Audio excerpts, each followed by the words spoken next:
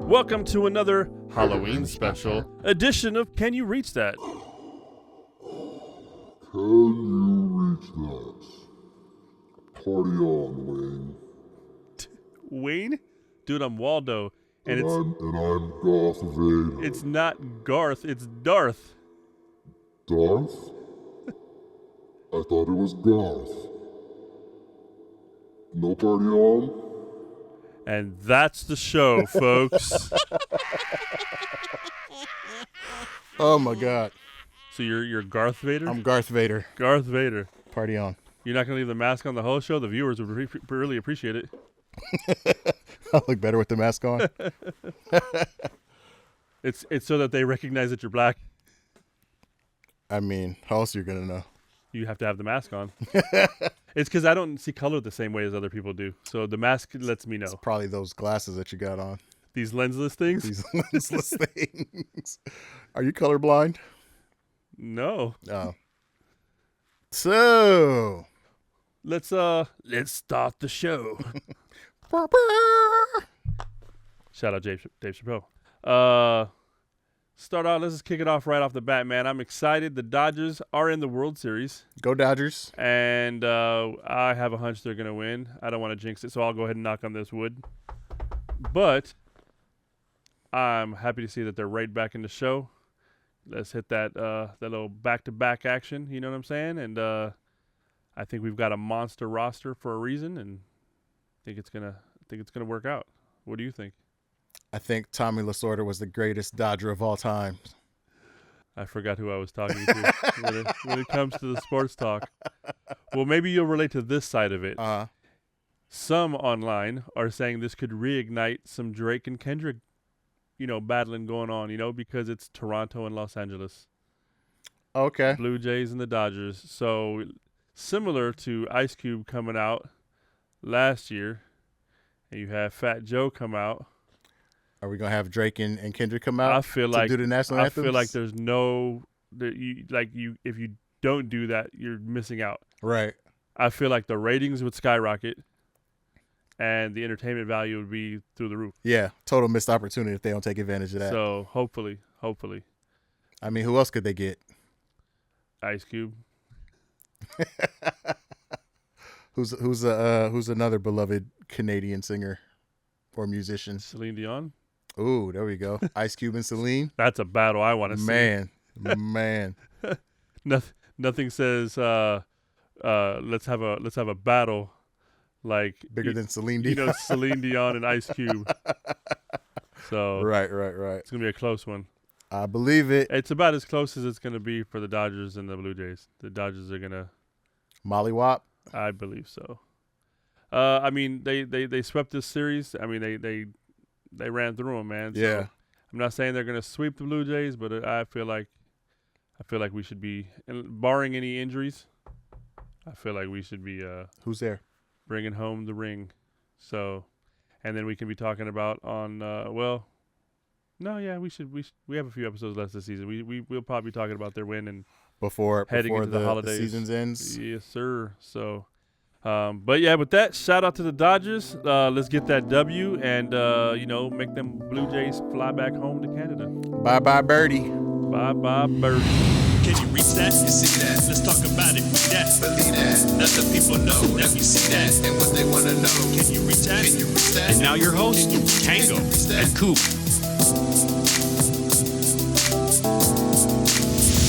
you reach that? Can you reach that? Can you reach that? Halloween season is upon us, obviously. Tricks be out there, and also treaters. Tricks for the treats or treats for the tricks? Tomato. Anyways, so one thing I love doing around this time of year is watching scary movies, catching up. What's your favorite scary movie? That is a good question. I think it's got to be Nightmare on Elm Street, the first one. The original Freddy. Yeah. I concur. I like that. I appreciate all the Nightmare on Elm Streets, but they got campier and campier the further on they got, because Freddy became more of a comedian. Like, he was always funny, but yeah, it was like, let's keep writing these quips. Yeah. So yeah. Yeah. But not a favorite scary movie, but I think a movie that definitely changed or at least shifted the genre of what horror movies were. Mm-hmm. Scream. Okay. I think Scream, which came out, what was that, 96? So you're right now you're singling out just the first Scream, just not the whole first series. Scream, not the whole Okay, series. Cool. Whole series itself was, decent, but It had its ups and downs. Yeah. Lots of downs. But I feel like the first one was like a culture shift in horror movies, thriller, whatever you want to call them. And I think a lot of it had to do with the fact that they kind of spoofed what a scary movie was in the movie. Yeah. It was a movie about a killer who was spoofing killers in movies. Right. Life imitating art, imitating life, imitating art. Right. So I think that in itself kind of shifted how scary movies were made after that.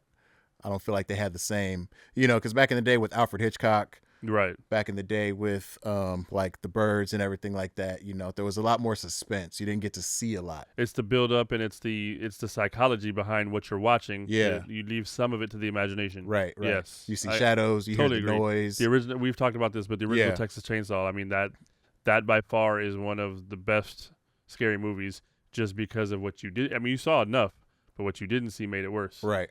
Versus the remakes where it was just, here's a buckets of blood and gore, and we're gonna, Right. Yeah, and they definitely, later on got into the gore. You saw that with the Saws and everything. Yeah, I think Saw really kicked that off. I feel like it was more for a shock value. But yeah, I think they did a good job with Scream, I enjoyed the first Scream. I thought the first Scream was really good. The sequel was okay. And then from there, I just thought everything kind of just tanked. But I know later on in the series when they kind of jumped back in, it was okay again. I mean, it was good. Yeah, they kind of brought it back down. That first one was, and we talked about they did the same thing with Saw, because Saw, the first one was fantastic. The rest were like whatever. Yeah. But that one that they redid with Chris Rock, I thought the way it all tied together and it was real suspenseful. I thought they did a good job with that one as well. But back to Scream, like you said, I agree with you. I think it did kind of switch how the genre was looked at, and I think we have a perfect example of that. A year later when we had I Know What You Did Last Summer, right? And it was very similar. It almost looked like if you want to call it the same universe, right? Yeah, and I think it changed because thinking about the Friday the 13th, it was camps, like it was kids in a forest somewhere, there was a lake somewhere. Yeah. Things like that. And I feel like the Scream era, the late 90s era, moved the scene to the high school. And I think that's what helped kind of update the whole scene and everything like that, Agreed. So, yeah, it was great. It was dope to see. But I watched Scream. It was great watching that movie again. I forgot how much I liked that movie as I was watching it. And then it kind of reminded me of like the Fast and Furious series, how it started off great. Right. And then it kind of got ridiculous. And then Fast and Furious is still ridiculous. It's still ridiculous. They were jumping out of buildings and everything like that. Yeah. They're driving cars in space. Right. So. But, them trying to bring Scream back down to like the I don't know, normal level of horror or whatever. And I mean, and just it embraced pop culture, all that stuff, and then it became pop culture because that Scream match, the Ghostface, is everywhere. Iconic. It was everywhere. That's one of the most iconic, characters now in any, in the genre. So, right. You used to have your Freddys, your Jasons, your Pennywise, your Michael Myers, things like that, and now you got Ghostface. You got Ghostface because, and a lot of that I think we can thank the Wayans brothers for. Because they parodied the Budweiser commercial using the they parodied the Ghostface. Everything. Right, well, yeah. But the Ghostface, but they had the one where he was screaming and looked high and he had his tongue out. It became funny too because I remember after Scary Movie came out when they parodied that, then all of a sudden Halloween costumes switched from just being Ghostface to being Ghostface from Scary Movie. Right. You had all these different expressions and faces. So yeah.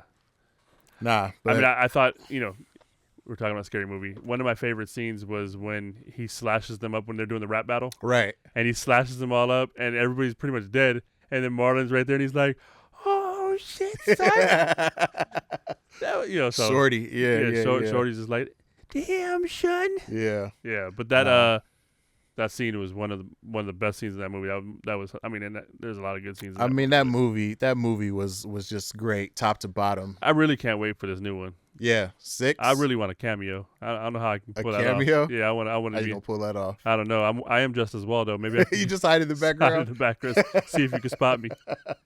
Just be back there like, They do the whole movie just, and then it turns out I'm the killer. didn't see that coming. I mean, that would be great. Like, just suddenly you see these Waldo from time to time, and sometimes you see him, sometimes you don't. Right. But when the end of the movie comes around, I was the dude that killed Waldo in everybody. the mask. Yeah, they're like, oh crap, Waldo did it. That'd be crazy. Along those lines, you were talking about the it's always at camp, and it's always Yeah. in those movies. We talked about this, I think, last year, season 2, I believe.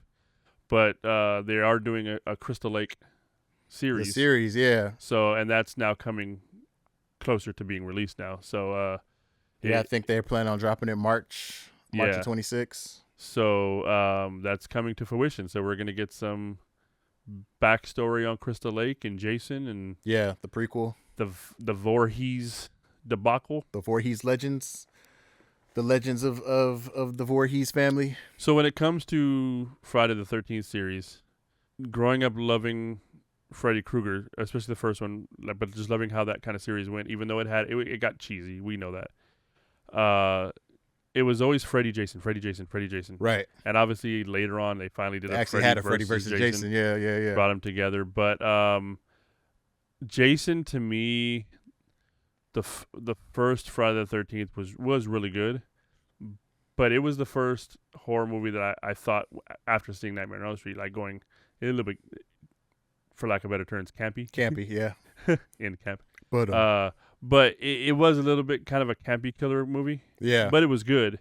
But it did, as the series went on, just like Nightmare on Elm Street, it got a little bit corny. Yeah. Kind of lost its edge.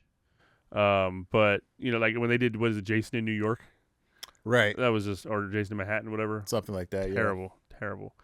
But the hockey mask became such an icon. I mean, that's literally, you talk about Masks, those characters, yeah. those masks, like that just became such, I mean, I don't know if you remember, we were young. I mean, this is me as a little kid watching late night TV that I probably shouldn't have been watching anyways.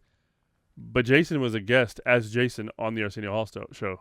I don't remember that. So he actually sat down on the Arsenio Hall show, As Jason. mask and everything. He's asking questions, and dude's just looking at him. Just looking at him, And then at the end of it, it was a quick one, but at the end of it, he goes to shake his hand. He's like, "Thanks for coming." Jason shakes his hand. He pulls Arsenio a little bit, and Arsenio stands up. So, yeah. So, I do have a slight memory of that. Nah, I missed that one. So, but I mean, yeah, those iconic characters are nuts, man. So, we talked about Ryan Coogler doing the X-Files, and Yes. in a recent interview, he spoke on what kind of made him His inspiration. lean Yeah. towards it, and it was none other than his mom. His mom was a huge X-Files fan, and he was like, what better way to make her proud and do justice to a series that was huge in its time, Right. than to let's reboot it, let's start it up and do its due diligence. And his motivation behind that is to not only impress the fans, but also his mom. Right. That was kind of dope. It's like, who has the power and the pull just to go, oh, my mom likes this show, I'm going to go ahead and just Let me just make it happen again. again. Yeah. So, and I think that's low-key dope. And I was an X-Files fan, so I'm a Coogler fan based on his films now. Yeah. So I'm really anxious to see how he's going to pull it off and what angle it's going to go at and the whole nine, like who's casted, Right. all of that. So, Well, I mean, I haven't seen him make a dud yet. And then, it's similar, like him doing this for his mom, similar to him doing Creed, because his dad was a huge Rocky fan.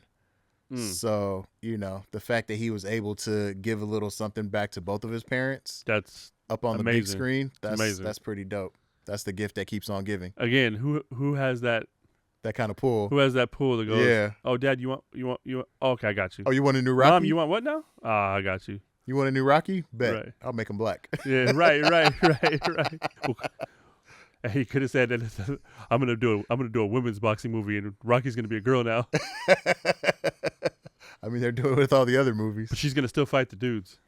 We're gonna get Mr. T. Still be that dope. We'll pull Mr. T out of retirement, and it'll be like a 20-year-old chick against Mr. T. That'd be crazy.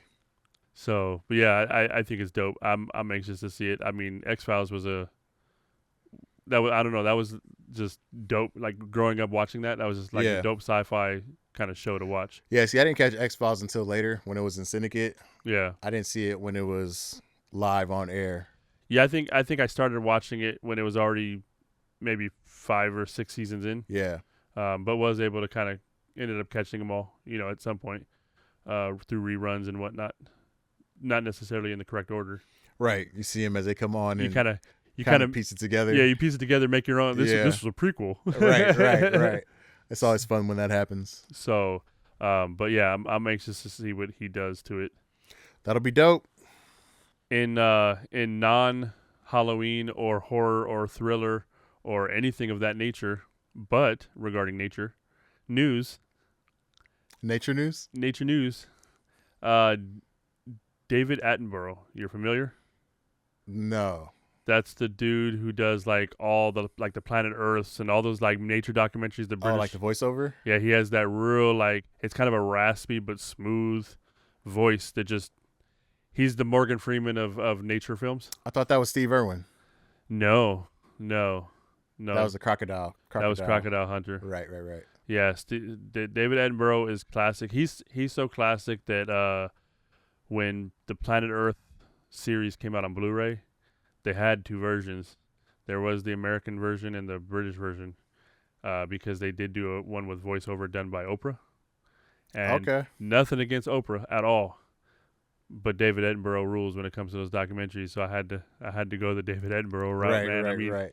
He's been doing it for so long that I promise you, when we were kids, the documentaries we were watching in school were narrated by him, and he's still doing it. And because of that, he now breaks the record for the oldest person to win a daytime Emmy.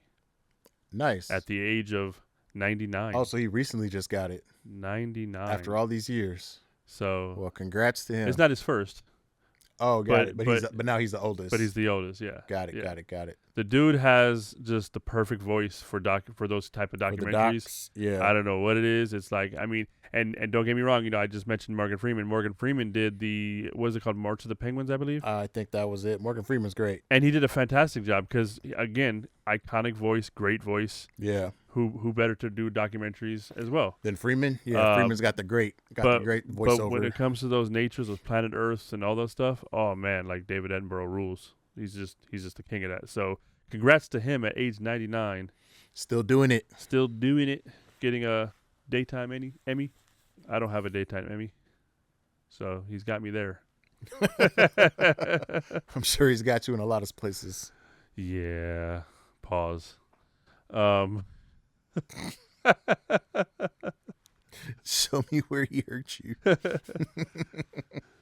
Well, there's another movie that's coming up that I don't think that he'll be narrating. Whatever do you mean? He narrates all if it has to do with nature. Well, has to do with nature, but Jumanji 3. It has to do with nature. Has Jumanji to do with 3. nature. Okay. We got giant rhinoceroses, elephant guns. Is that rhinocerosi? Possibly. But yeah, they're shooting the Jumanji 3. They're going to start filming in November of this year. That's crazy they decided to do a third one. I mean, I get the draw. I mean, if people buy tickets to see it, they're going to keep making. It was entertaining. I enjoyed the first 2. Yeah. I'm looking forward to see what they do with the third one. I think the first one, so the Robin Williams one is forever Robin Williams top of the one was list. great. Yeah. That one was fantastic. Yeah. The video game versus a board game adaptation of this version of it, I think it was a dope transition. It made it modern. Right. I enjoyed the first iteration of this one. Yeah. And the second one was pretty funny too. It was pretty funny, switching up some of the characters and whatnot. We're going to see what they're going to do with the third one. All of the mains are coming back. Kevin Hart, The Rock, Jack Black, Karen Gillian will all be making a reappearance. But yeah, so.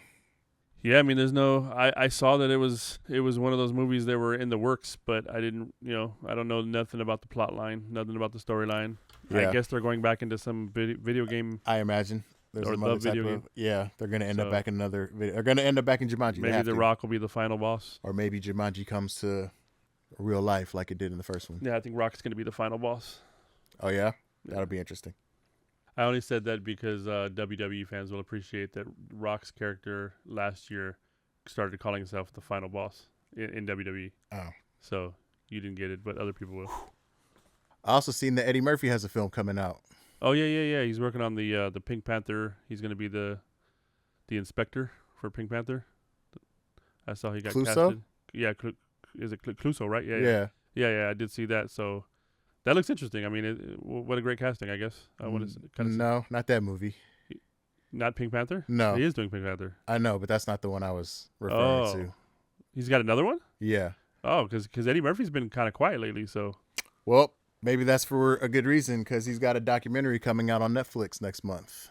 An Eddie Murphy documentary. So is this a documentary that he's making, or is it about him? No, it's about him. Okay. Yeah, he will be the subject of the documentary. Got it. It's going to be called Being Eddie. Being Eddie. Yeah. So. I'd check it out. I mean, it's about time. The guy's been, like, his career has spanned 50 years. He's had hits. He's had misses. He has iconic characters. He does. He's got a little bit of everything across the board. Do you have a favorite Eddie Murphy movie, or? I mean, I tend to steer towards, when you're talking favorite, I tend to steer towards the obvious, which is like, Coming to America, Beverly Hills Cop. I also really love the movie Trading Places. Three greats that he was in. Yeah. But there's plenty of others. I mean, so many. Yeah, he did Shrek. He was Donkey in Shrek. Yeah. Yeah. So. Nutty Professor. Yeah. Him doing the whole Clumps table scene. Yeah. Like, for one person to be playing, what was it, like 6 different characters? Hercules. At the same time. Yeah. You're limping back. Right. You walk over, but you're limping back. Yeah. I mean, the comedic genius, the timing, Bowfinger wasn't one of his. That was the one with Steve Martin? Yes. Yeah. Wasn't one of his best roles that he played, but definitely still funny. Definitely movie. an entertaining movie. Yeah, I mean, there's a few of those that are like, you know what I mean? Like Dave. Yeah. Dave was one of those ones where it's like, I mean, it's all right. And then he's got some of his lesser known favorites, I guess we can call them. The one that he did where he was, I don't know if he was like a monk, or the holy man. Oh yeah. Did. I do remember that. Yeah. It's one that I think got slept on a little bit, and it's kind of more of a serious sort of movie. Not necessarily. I'm not gonna call it a full on drama or nothing like that. But did you ever see the movie called 1,000 Words? Yes, I do remember that one. Where every word he spoke, a leaf came off the tree, and once the last leaf fell. Yeah. Dude, that movie was good, dude. Yeah, I enjoyed that one. That movie was good. Like, I think people slept on that one, but that was a good movie. Yeah. And he did a really good performance in that. I mean, I thought he acted the part really well. Yeah, well, he's got range. You So know? Like, I know he's known for his comedy roles and everything like that. Yeah, but he does serious very good too. I agree. Yeah, I agree. You know, which documentary is out that I still need to watch, and I'm actually kind of mad at myself that I haven't watched it yet. Is the Charlie Sheen one? Oh yeah. I'm hearing like fantastic things about it. I haven't seen that one yet either. So I do need to dive in. I feel like, I mean, with all that we know about Charlie Sheen, there's got to be a plethora of stuff we don't know that's going to be unveiled in this. Yeah. So that's one that I definitely need to sit down and watch because he too has been through a lot. You know. For him to be on top, spiral out, and then come back like the way that he did. You know. Yeah. Like that's a lot of people can't managed to come back like that. I think he might have come back twice. I think he spiraled down once before and then came back up with the TV show. Yeah. And then spiraled out again, and now he's coming back up. Oh, yeah, that's right. Yeah. Winning. The whole winning thing. Shout out to Charlie. I mean, there's a few actors that have been able to do that well. Robert Downey Jr. being another one. Yeah. He had an amazing also great comeback. Friends with Charlie Sheen, and apparently is in the documentary, along with George Clooney and a few others. Yeah. Nice. That's dope. Yeah, I got to check that one out. Yeah, I mean, documentaries are what's up right now. Yeah, it's the hot ticket. You know why? Because movies are so recycled now that it's you want to see something new, and well, what better way to see something new than to see a documentary about some truths? Yeah. About people's lives, as opposed to this regurgitated stuff that we're. Yeah, but I mean, at this point too, like again, for Eddie Murphy being in the game for 50 years, because I mean, for him, like Raw, we've seen him go all the way from Raw to what's that? Saturday Night Live to Beverly Hills Cop, Coming to America, even his animated stuff that he did with Shrek and Mulan, like iconic voice, can't miss it. The laugh, man. The laugh is iconic. I can't do it, but yeah. And then, the other movies that he did. Boomerang was a great movie. Boomerang was really good. Harlem Nights. Harlem Nights, another one. all classics, like Yeah. just classics. The man has given us movie after movie after movie. Very few duds, but Yeah.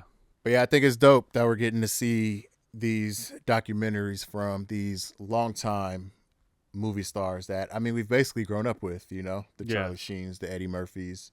Another good one that's on Netflix. And it's been out for a couple years now. But if you ever see the one about the American Gladiators, I haven't watched it, but I've seen that one's pretty good too. I mean, it's probably not as good as the ones we're speaking on, but it's pretty good. But it shows how it started, how the show started, and people were just getting hurt left and right because the stunts they had them doing were just so dangerous. Yeah. There wasn't a lot of safety protocol, and right. they're jumping off bungee cords, slamming into the sides of trampolines because the bungee cord doesn't lift them high enough, and Yeah, people are breaking femurs, and trial and error. then it shows all the crazy amount of cocaine that all these The gladiators are doing, Yeah, and fighting with each other, and all that. Yeah, I mean, I think it was Laser and Nitro that looking like a scene out of Globo Gym. they said they were on a road trip, and I guess they got in a fight over changing the radio, and they literally just had it out in the middle of the desert, in the middle of nowhere. That's Just crazy. beat the crap out of each other, and then got back in the car, drove Like a little, nothing, little further, pulled up at a restaurant, bloodied and everything else, and people are looking like, What happened to you guys? and they're just like, can we get some waters? So yeah, I mean it's a good one, but I've kind of documentaries kind of been a thing I've been kind of binging a little bit here and Yeah. there. So, but I'm mad I haven't gotten to the Charlie Sheen one. I do want to. Nah, that does sound like a good one. I would like to see a Samuel Jackson documentary. Okay. Because, I mean, again, when we talk about longevity in movie careers, even though I feel like he got a little bit of a late start, Yeah. but You know what movie of his that is on the top of my list? That when I ask people what their favorite Sam movies are, I hope it's not Snakes on a Plane. they usually don't say this movie. Which one is it? So, well, let me ask you, what give me like a couple examples of your favorite Samuel L. Jackson films? That is a tough one, but the first one that comes to mind that I thought was a really great movie of his was The Negotiator. Negotiator is good. Okay. Even though I feel like that's where Kevin Spacey kind of shined also, but Sam did his thing in Negotiator. Yeah. Next to that, I thought and he played a small role, but I enjoyed him in Goodfellas. Okay. It was Yeah. a small role, but Yeah. really I don't really count that as. I mean, love that's Goodfellas. not one of his. I That's love not one of his Goodfellas, but big that's not movies, one of his but movies. It's just that's the next one that so came to me. so topping my list of Samuel Jackson movies, The Long Kiss Goodnight. Oh yeah. That was a good one. That is such a good movie. Like I think when it came out, people realized that and they talked about it. It was like a lot of people were like, yeah, but I think it's kind of been one of those movies that kind of just got buried. Kind of slept, yeah. And I think Flew under the radar. I think people should check it out. If you haven't watched Yeah. it, go check out Long Kiss Goodnight. That was a good one. Fantastic. There's film. so many that he's done. I mean, Mr. Glass. Yeah. That character that he played was great. Yeah, opposite of Unbreakable, Bruce Willis. Yeah. Yeah, and when you're talking Sam Jackson, there's the obvious, right? He was Frozone. He was in the Incredibles as Frozone. He was in Pulp Fiction. Oh yeah, can't forget Pulp Fiction. Star Wars, right? I mean, he did so much. He's played some iconic roles. One that sticks out for me for a particular reason is Sunset Park. Okay. That mostly sticks out to me because the soundtrack was just so dope. Back when soundtracks used to be Yeah, when you were dope. buying the Above the Rim soundtrack. the But Friday soundtrack. Dead Presidents. Oh, Dead Presidents. Above the soundtrack was Rim, great. yeah. But Sunset Park, you remember that had the I think the lead single was the MC Light and Escape. The keep on, keeping on. Yeah. Yeah. So that soundtrack was dope.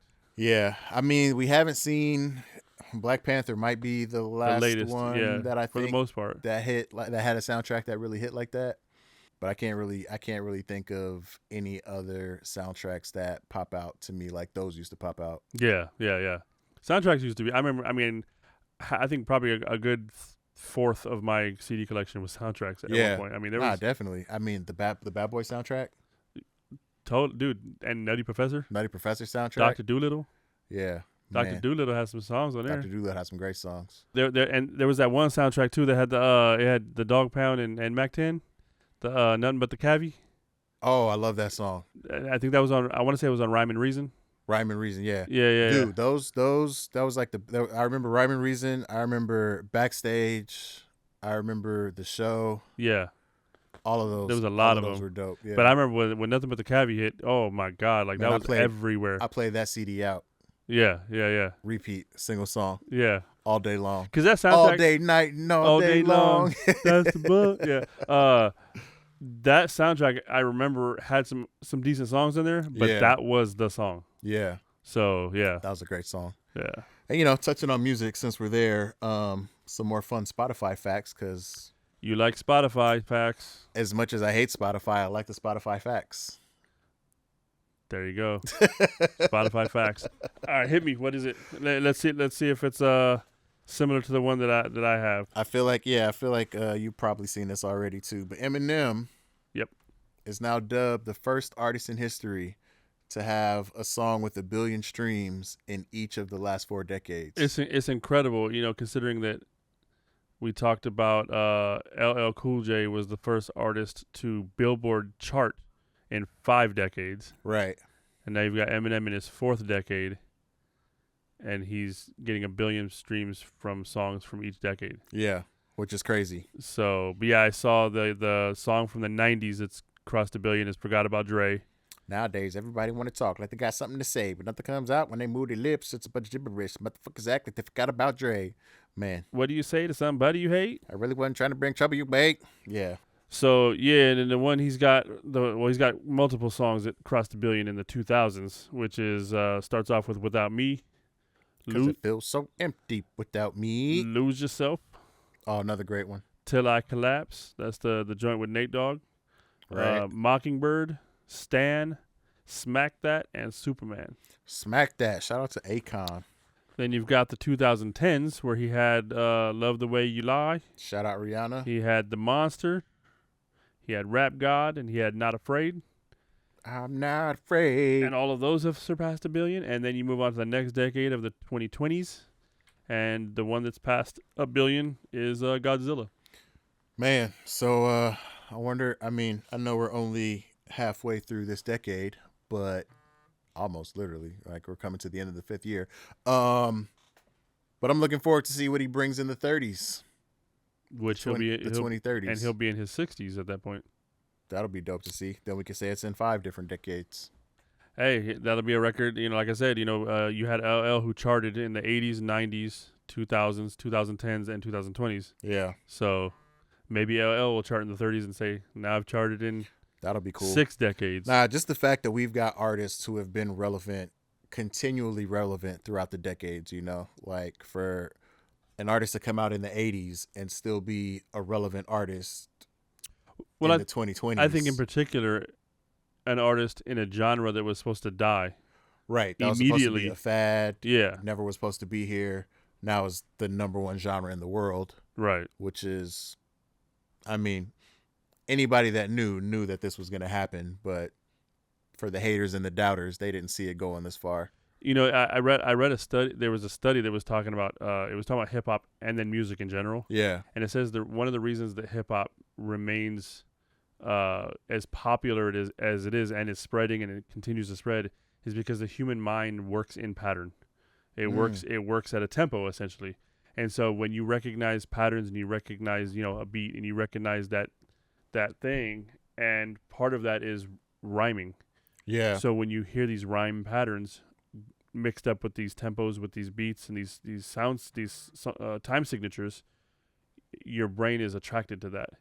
Even if you don't like rap, you will find yourself likely nodding your head or still somehow, some way engaging into the music. Yeah. Whether you're a fan or not, just because it's all built off of that. All music is, right? Yeah. But because you're adding that continuous rhyme sequences to that time signature, it's even more ear-catching, even if it's subliminally, your mind is attracted to it. Yeah. And there's a whole study behind that versus even jazz. Jazz has it, rock has, all other genres have it. Yeah, yeah. But the difference is because there's and all other genres too, when there's lyrics involved, there's rhyming involved as well. Songs a lot of times are built with rhymes in it. But hip hop is continuous. It's bar for bar for bar for bar rhyme patterns. And sometimes you have 3 to 5, 3, 5, 6, 4, whatever rhyme patterns per line. Per line, yeah. So you're mixing these lines up and you're having all these rhyme patterns and your brain just absorbs it. So intricate. I mean, the way that Black Thought can put words together, Kendrick Lamar. One of my favorites, Black Thought, right there. Like the Roots. Kendrick Lamar. I mean, we're talking about Eminem, Redman, Method Man, all these great lyricists. Yeah. Like it's one thing to be an artist, it's one thing to be a musician, it's one thing to be a rapper, but to be a lyricist, that's a whole different class. Whole different class. And Eminem is definitely one of the great lyricists. It's dope to see. Very technical on his part. Yeah, very, very technical. And it's dope to see his growth in his rap from early 2000s to what he's able to do now. Who doesn't get credit for being technical, but if you slow him down and you really pay attention, Twista. Oh yeah, Twista, definitely. Because Twista, the way he not only does the way he rhymes, but he has to hit certain syllable counts. Right. Because of how fast he raps. Right. It comes down to syllables, not just rhymes. Yeah. And so when he's able to kind of put these syllables in a rhythmic pattern and still hit the rhymes, that's hard to do, man. Yeah. Not especially everybody at can do that it. speed. Yeah, not everybody can do that. So gotta give that. And another one that's really good at that. Obviously, we know Busta can do that, and we know like Tech Nine can do that. So, but just giving credit where credit's due, I think Twista gets. I think he gets a lot of recognition for the speed, but I think not the content. He should get more recognition for that technicality, that real technical writing that he does. Yeah, nah, definitely. Twista is definitely one of the, dare I say, underrated. Lyricists. Yeah. I don't think his name gets mentioned enough. Even in our conversations, we don't really bring up Twista a lot. But he's definitely had an impact. He's definitely put out some bangers. He's definitely had me scratching my head a couple times. Definitely had me deep in contemplation a couple times. Right. Like, hold on, what did he just say? Like, I gotta break this down. Yeah, and I also heard that if you slow Twista's raps down by a factor of 50, and then you play them backwards and you watch Wizard of Oz, it all syncs up. That's funny. Well, you know what that means. Tidbit time? It's tidbit time. Tidbit! What you got for me? What's the awesome tidbit of the day? The tidbit of the day, keeping in theme, even though I know we kind of shifted out of the genre, but keeping in theme with the Halloween season. Mm-hmm. Michael Jackson's Thriller Night has been in the Billboard 200 for the past 700 weeks. What? Yeah. So to make it a little simpler, that's the last 13 plus years. That kind of started to remind me of those mothers that go, "Oh yeah, this is little Billy. He's 127 months old." It's like how many years is that, please? Dude, just like talk right. I don't want to do math in my head right now. Right. Yeah. And I'm 78 inches tall. How many centimeters is that? I don't care. But yeah, man, for a song to be in the top 200 That's crazy, songs dude. For 13 years. 13. So he's continuously? Yeah. So nonstop every 13 year for the years. last 13 years. It's not just like this time of year? No. It's been continuous. 700 weeks straight. All around the clock. Every week for 700 weeks, he's been top 200. That is astronomical, and I don't know any artist that can like match that. Like, who can do that? Yeah, I don't. That's crazy. 13 years. That's tough. But I mean, this is Michael Jackson that we're talking about. No, and indeed. This is one of, and he's had a lot of great songs, but this is one of the greatest songs that he's ever done.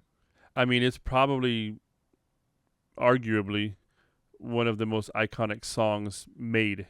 I mean, when you talk about those plateaus, that's definitely sitting on top of one of those, and it might be looking down on all the rest. Yeah. I mean, Thriller is Thriller.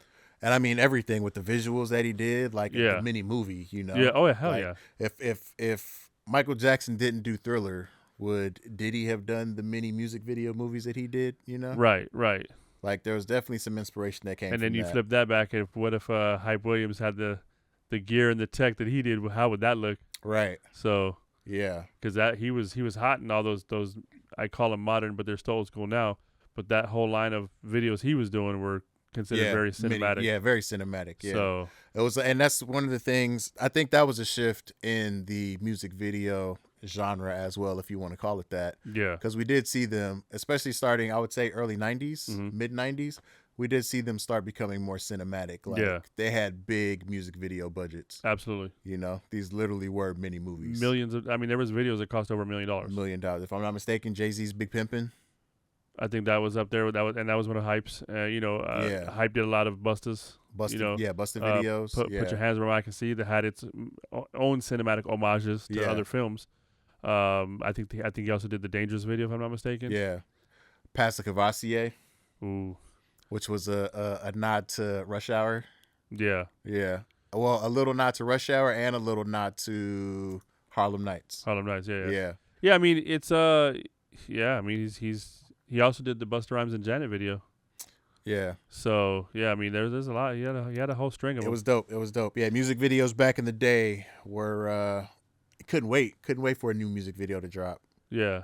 I remember when they started doing like big premieres for certain movies, and you'd tune into MTV or whatever, and they'd have huge countdowns to like when this video premiered. I remember Victory was one of those. Right. When they released Victory with Busta and Biggie, you know. Yeah. And that was crazy. So that video was like 10 minutes long. That was great. So. But yeah, man, Michael Jackson killing the Billboard charts. That's crazy. 13 years. Well, 13 years. Congrats to his estate. Yeah. That is nuts. So, while you're checking out what other songs have been in the Billboard Top 200 for the last 13 years, go ahead and leave us a like. Follow us on YouTube, all of our socials, Instagram, TikTok, Facebook. Like, subscribe, and comment, and we will see you on the next episode of Can You Reach That? Can You Reach That? Can you reach that? Can You Reach That? Brought to you by Double One Entertainment in Coopersville. Hosted by Tango and Coop. And created and edited by Tim Greenlee and Brandon Adolphus. Music, sound design, and editing by Michael B. That's me. Visual art and graphic design by Jonathan Greenlee. Additional visual design by Timothy Greenlee.